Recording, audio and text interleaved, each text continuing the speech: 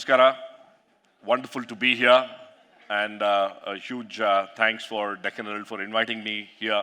Growing up in Chamarajpete in the mid-70s, I started my first paper, a newspaper was Deccan Herald, continues to be the only paper that I read. So Deccan Herald, Prajavani, Sudha, these are like families, become like families to me.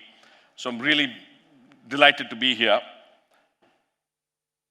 One of the, again, reflecting back, one of the first songs that I heard, and my parents always tell me that that was probably the first song that you learned, was this song by Annavaru. It says, Agadu yandu, kailagadu yandu, kai katti kulitare sagadu kelasavu munde, manasondiddare margavu untu, kechede irabekendu, kechede irabekendu, agadu yandu. We can go on, and honored to be here with Vijay Prakash sir. Jai Ho was really inspiring. That inspired me to come and sing this. But what I realized, the power of this song, I think Prakash ji was talking about, it's about human behaviors. And later on, many years later, in 2000, when I started my first venture, Meritrack, I realized the entrepreneurial power in this song. In fact, one of the world's foremost researcher of entrepreneurial thinking, a person called Saraswati, she did a 20-year research to arrive at 5 entrepreneurial traits that make any entrepreneur successful. The first entrepreneurial trait she talks about was a bird in hand principle. She says entrepreneurs don't wait for things to happen, they go out and make things happen. Agadu Yandu is a perfect example of that trait. Annavaru knew it like 30 years before Saraswati kind of discovered that trait, right? So to me, Bengaluru has always been that startup city, right?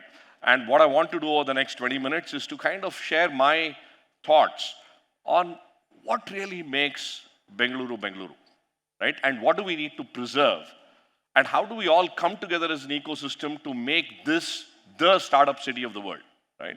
Which already is, how do we peer into 2040 and get to understand what's happening? So what I want us to do is to just go back and let's just flash back 17 years ago. It's fascinating how much change has happened in the last 17 years. The way we eat, Zomato, Swiggy didn't exist. The way we travel, no Ola, Uber, no Metro. The way, no EVs. The way we watch movies, we had to wait hours together for a movie ticket. Now you just see it on OTT. The way we communicate, no smartphone, no WhatsApp. I still remember, a few years before, waiting in STD booths for 9 o'clock to happen so that you could call it a quarter or a half rate or whatever, right? Everything has changed. The way we learn, the way we look at health.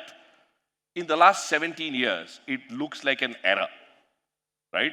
And when I tell my kids that, you couldn't do this, you didn't have a phone, you had to go stand in a queue to make a call, they laugh saying, are you pulling my leg, right? But that's the reality that we lived in, and this is just 17 years ago.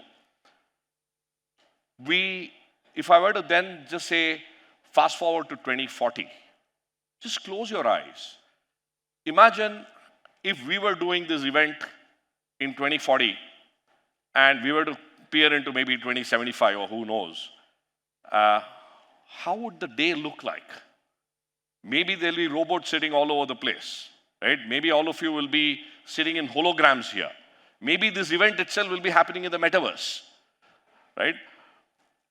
Longevity, maybe 2040, as I said, listen, I'll be an old fogey, but who knows, I might live for another 30 years from then, right? So it is like how in 2006, if I had asked you to visualize what 2023 would look like, I don't think any of the things that we talked about would have probably crossed our minds. It would have been a figment of imagination, right? And I'm assuring you, 2040 is not going to be different.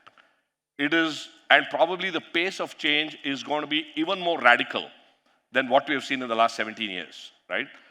So in that context, what does Bengaluru look like? In fact, I just want to, this image I got a few days ago, it's funny, not even 2040, it's happening as we speak. through my startup called OneBridge, we've launched the world's first ever metaverse EV showroom in the world. We built an EV showroom in the metaverse, and this is in a village called Kathanalli in Mandya, right? And we were just passing by, and this guy said, "Sir, we just made him look at an EV showroom in the metaverse." So the change is happening as we speak, right? So what do we do to be prepared for it?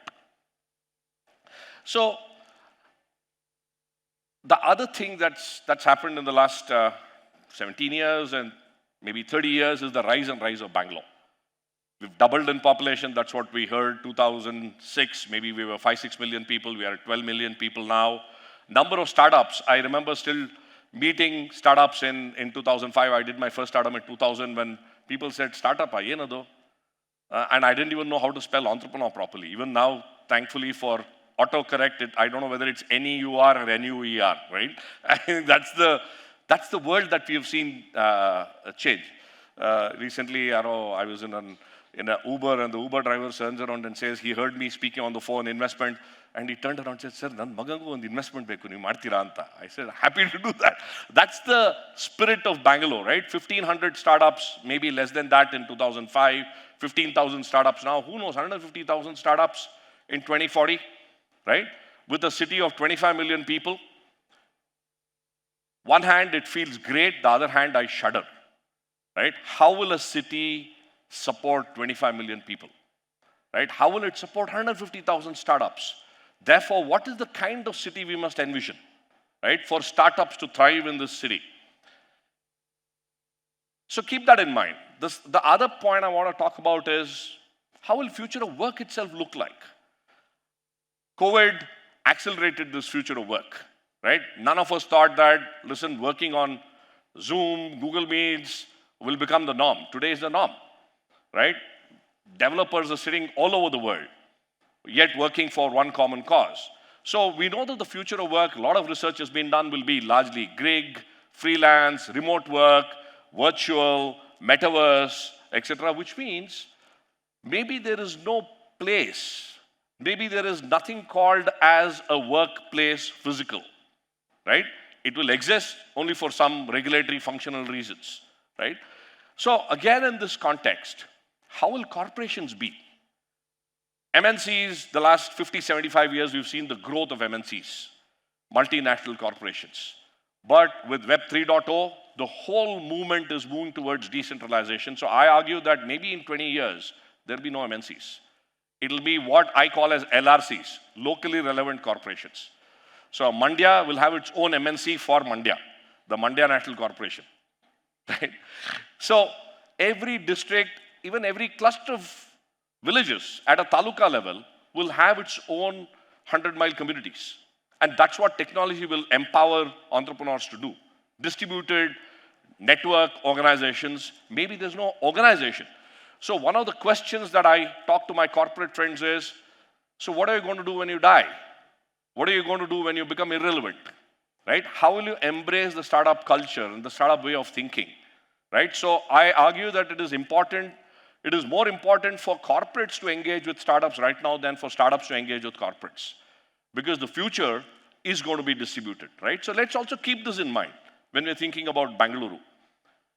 So the question really is, if you look at all these trends, is geography going to be history, right? Will there be anything called as a geographic place? Will Bengaluru be a city in the physical world, or will Bengaluru be a concept in the virtual world, right? If we can think of Bengaluru being a concept in the virtual world, the opportunities are tremendous, and we'll get to that. But before that, one of the things I wanted to do is when the team called and said, "Hey, can you talk about startups in 2040?" I said, "Hey, 2040, maybe I'll be preparing for Vanaprastha or something like that.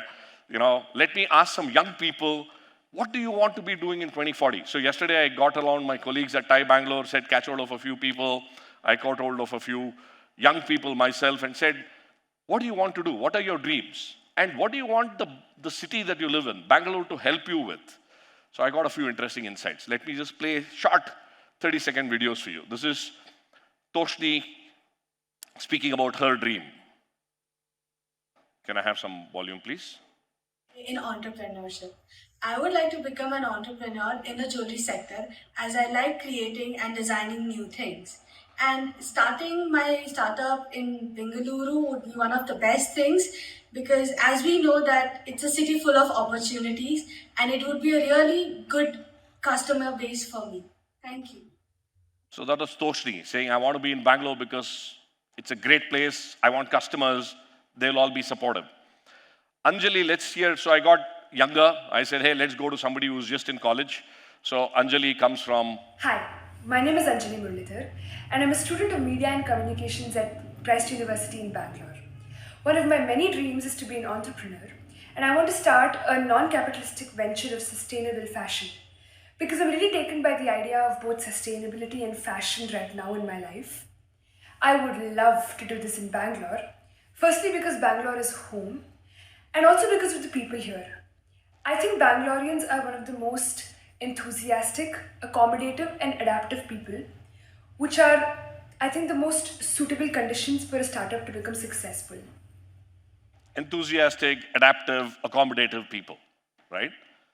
So as I was doing all this hustling, trying to get people, my son, who is all of 13 years old, said, hey, why aren't you asking me, right? I'm going to be there in 2040. I said, what do you want to be? So he said, hey, this is what my dream is. Hi, my name is Varun and I am from grade 7. I want to create a chain of schools where the illiterate can get educated.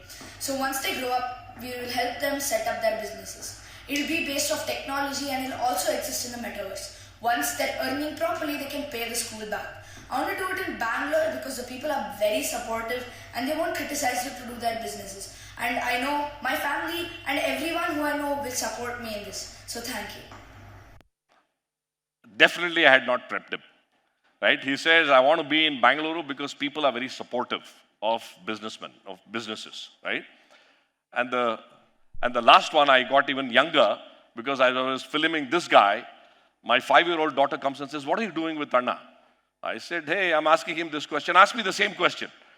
I said, okay, this is getting interesting. She'll be all of 22 years in 2040. Let's hear what she has to say. I want to be a beauty parlor. In my lunch break, I will give money to poor people because let them celebrate Diwali, get patakis, and buy new sweets and buy new clothes. Thank you. The beauty of this was that in all of the conversations, and I had several more, we had about 20 odd clips that I got in last night. It's interesting that none of the young people I spoke to spoke anything about infrastructure, right? They didn't say that I need large buildings, we need better roads, we need more connectivity. Maybe that's all assumed that it'll be there. Almost all of them spoke about how Bengaluru is the right place to do a startup because the culture, the people, the attitude, the ecosystem that supports us is so powerful, right? That was an aha moment for me. Because I'm saying, listen, all the conversation that we've had from the morning, we will fix it. It'll get fixed. 2006 to 2017, life is better, it'll get better. And that's the intent, it'll happen. But this whole ethos of Bangalore, that Bangalore is a feeling, is a warm feeling, that it's all about people, came to very strongly. The other three messages that came out very interestingly, which I think is what we should do from a Bengaluru angle, is we need to inculcate, if we are the startup city, we need to have entrepreneurial mindsets embedded right from every school kid, every college. How do we teach and get them to experience entrepreneurial mindsets? It's not that everybody has to be an entrepreneur, but can they go on to think entrepreneurially? Can Bengaluru be the first city where there's an entrepreneur in every home? Can every home proudly say that, yes, I am an entrepreneurial household, right? What does it take for us to do that, right? That's one. The second thing that came out interestingly in each of the conversation was that young people are talking about sustainability. Varun talked about educating people and having them start businesses. The 5-year-old kid, Vibha, talked about in my lunch break, I want to go and give money to people, help. So the social impact is a very critical component of entrepreneurship. When I sold my previous venture to Manipal Education and I moved out onto the social space, a lot of my friends asked me, so how's life on the other side? How's life as a social entrepreneur? And I grappled with that question for several months. And then I finally realized that maybe we're looking at it wrong. Maybe the world is not cleaved into enterprises and social enterprises. I now firmly believe that the world is cleaved into enterprises and anti-social enterprises. Right? So which means every enterprise has to be social by definition. I think that's what our youngsters are telling us. That we will not just look at people and profits, we look at the planet as well. And I think it's a very heartening this thing, right? The last part is, I think, there is an entrepreneurial energy in Bengaluru and everywhere. We need to celebrate the job creators. You know, one exercise that I did a few months ago, and I repeated yesterday when I asked people who's an entrepreneur, I got the usual names, Bill Gates and Elon Musk and folks like that. But when I prodded them a bit further and said, do you think the guy who runs the bakery, the Iyengar bakery right next door, do you think that guy is an entrepreneur? Then the light bulb popped to say, yeah, he's an entrepreneur. He's employing 10 people inside, right? He's taking the same risks or maybe more risks than what a billionaire takes, right? How do you celebrate those entrepreneurs? Why should there be a startup award only for the unicorns?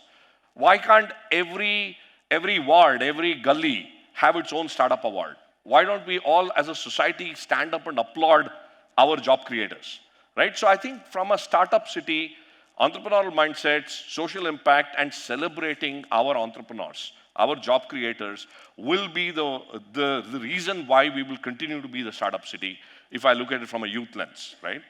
In fact, it was very interesting that from a supporting ecosystem point, as I said, it all came down to it's all about the people. About 6 months ago, we conferred the Spirit of TiE Award to Nandan Nilekani, who was incidentally the founding president of TiE Bangalore, and I had a fascinating conversation with Nandan on what do you think makes Bengaluru Bengaluru? I just play a 1-minute clip. It's fascinating to hear what he says.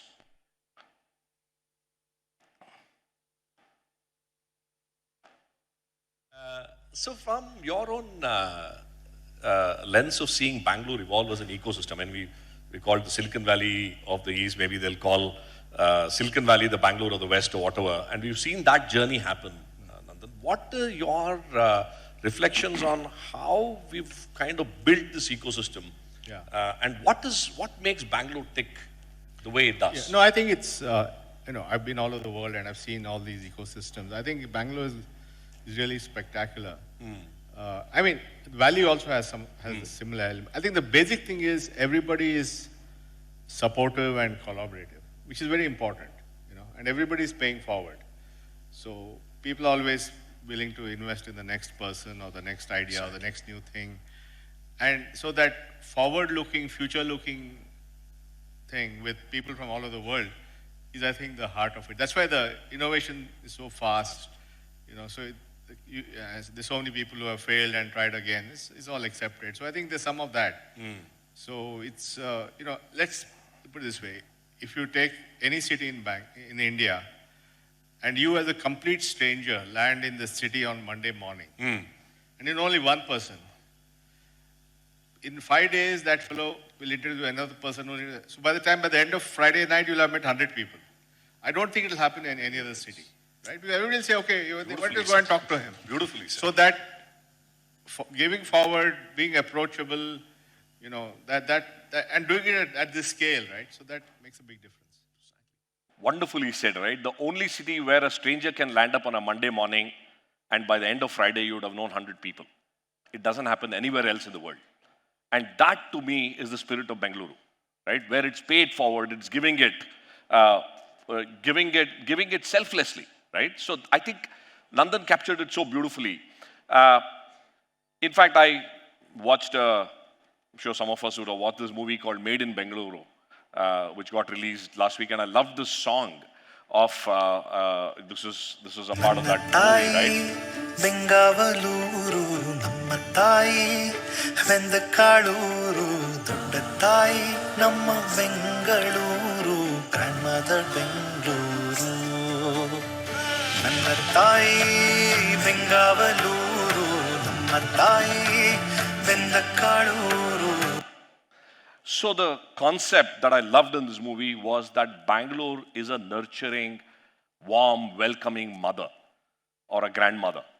And that is the feeling that I heard everywhere, right? So which means to say that how do we then retain this Bengaluru Vite? What do we need to do as a community to make sure that this stays with us? And I wanted to just share in the next 3-4 minutes a few ideas, right? One, at how do we then build Bengaluru as a startup city, but then how do we retain the Bengaluru Vite that comes in? As I said, how do you then grow this feeling? 3-4 ideas. When I first went to Singapore, which was my first trip ever internationally, I felt like a fish out of water, right? I stayed there for 3 months in the early 90s. I didn't know where to eat till I discovered Little India. The moment I discovered Little India, life changed for me. You could have your masala dosas, filter coffee, idli vada, and you could speak in Tamil, Kannada, Telugu, and you could break all rules. You could cross whenever you want to. It was not Singapore, it was Little India. I'm wondering that what if there was a little Bengaluru in every district, every village of the state and of the country? What do we need to do to export that feeling, that ecosystem to every part? Because we want the whole country and the whole world to rise, and can Bengaluru take the lead, right? I just wanted to share the last few years, 10 years, I've been trying to do this. And when I was putting this together, that's what I said, that's what I'm trying to do, right? Take little Bengalurus to every other part.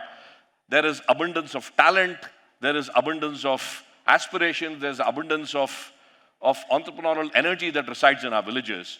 And if we can imbibe the spirit of Bengaluru in each of those villages, one such example... Not only the thing was English. English was not only one thing that we have learned. We have learned I just want to play the story of Chandana, and I'll tell you a story. Which are those? One is that confidence. Correct. You are so scared, so everything is forgetting. So you have to be free. English help us more to grow more and more. Within 6 months, we all were able to learn English equally, and not only English, we were learned computer skills with 60 words per minute typing speed we had. I started working in BPO as a data entry operator. Then I became a team leader. Then I became a supervisor, and I was working in head and services as a accountant and HR. Some parts I was working. So Chandana used to be a school dropout in Tavarekere in Tumkur. 10 years ago, she started working with us, became a confident entrepreneur. She now runs several ventures, including a non-profit. She was recently joined me as a faculty at Lal Bahadur Shastri Academy of Administration in Mussoorie to talk about her story to all the incoming IAS officers. This is the talent that exists in every nook and corner of our state and our country. How do we leverage that, right? In the interest of time, I'll skip a couple of other videos, but let me get to, the little Bengaluru that we can create in every corporate house, right? So the second idea that I spoke to is how do we connect the ideas that reside in startups and embed that within corporations? So what if corporations had sandboxes which only looked at startups, right? What if there were seamless boundaries between corporates and startups? How do we then envision that, right? It's already happening, but I think the pace has to increase. The third idea that I want to show is what if there was a Bengaluru startup citizen who resides globally? Can we have virtual residents of Bengaluru? Almost like the infamous example of the Kailasa that we have. What if there's a resident of Bengaluru anywhere in the world and who says, I'm a Bengaluru resident? What does it mean? What is the characteristics of that resident, of that citizen, and how do we recognize them, and how do we build a community large enough for people to say, I'm a proud Bengalurian by not being in Bangalore, right? Going a little more crazier, what if Bengaluru has its own startup currency? It's all tokenizations. We know crypto is in early days, it's in ups and downs, but what if there was a startup currency that originated from the city? And what if that currency was so valuable that people will say, you know what, this is why I need to be there, or I need to be a part of the ecosystem. What can the currency get, right? And lastly, I think like every other digital twin, Bengaluru will have its own startup metaverse. Maybe in 2040, there'll be a digital twin where we'll be having these conferences in the metaverse where people from all over the world and Bengaluru startup residents will have first right of participation in various panels or whatever. I don't think this is as crazy as it can get. I think as we go through the years, we'll see more and more of this happening. Well, all of this is happening. I was just reflecting, and this is a long thing, but it's not new. In the 80s, in the 1800s, Mysuru was this. The amount of startup, the Mysuru, kingdom was one of the first startup states of India. Look at the kind of brands that got created in Mysuru. You could actually live your entire life by just looking at products made in Mysuru, right? And the achievements of the state, right? First Trade Expo, the university being the first non-British institution. Little Mysuru in Bengaluru, Krishna Rajendra Market, was brought into Bengaluru to move products from Mysuru to be sold in Bengaluru. The concepts are all there. How do we leverage that in the right way, right? So when we do all this, so what I'm espousing is let's dream wild, let's dream big, and let's make that Bengaluru Vite that I talked about, that is the spirit of Bangalore, not be lost as we get caught in this onslaught of change, that we have to ride these waves. I was trying to end with this thing to say, what is the one, for me, what's been the most inspiring piece of poetry or whatever that's inspired me about Bengaluru there, and I just want to end with this. It suddenly flashed to me that this is, to me, the ideal definition of Bengaluru Vite is this Mankutimana Kagga by Dr. DVG, right? Hullagu bettadadi manege malligeyagu, ಕಲ್ಲಾಗು ಕಷ್ಟಗಳ ಮಳೆಯ ವಿದೆ ಸುರಿಯೆ, ಬೆಲ್ಲ ಸಕ್ಕರೆಯಾಗು ದೀನ ದುರ್ಬಲರಿಗೆ, ಎಲ್ಲರೊಳಗೊಂದಾಗು Mankutimma. I think to me this captures the essence of Bengaluru Vite. The challenge and the opportunity that we have, friends, is together, how do we retain the spirit of Bengaluru while we build the Bengaluru of the 2040? And I think that is the opportunity we have. I look forward to working together with all of us to make this dream come true forever and ever, for centuries together. Thank you so much.